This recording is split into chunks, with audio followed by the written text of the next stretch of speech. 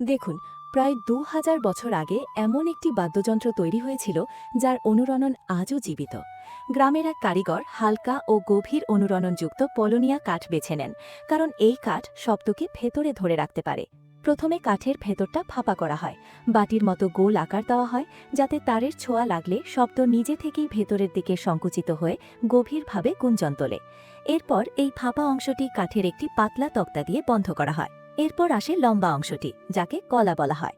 এই কাঠে জ্বলন্ত লোহার দণ্ড দিয়ে একে একে ছিদ্র করা হয়, যাতে কাঠ ফেটে না যায় এবং ছিদ্রগুলো একদম পরিষ্কার থাকে।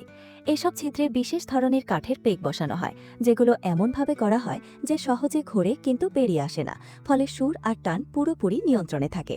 এরপর এতে রেশমের তার লাগিয়ে শক্ত করে বাঁধা হয়। প্রতিটি তারের নিচে ছোট কাঠের সাপোর্ট বসানো হয়, যা শব্দকে সঠিক দিক নির্দেশ দেয়। আর এভাবেই গিটারেরও বহু শতাব্দী আগে তৈরি হয় এক অনন্য বাদ্যযন্ত্র, বীণা।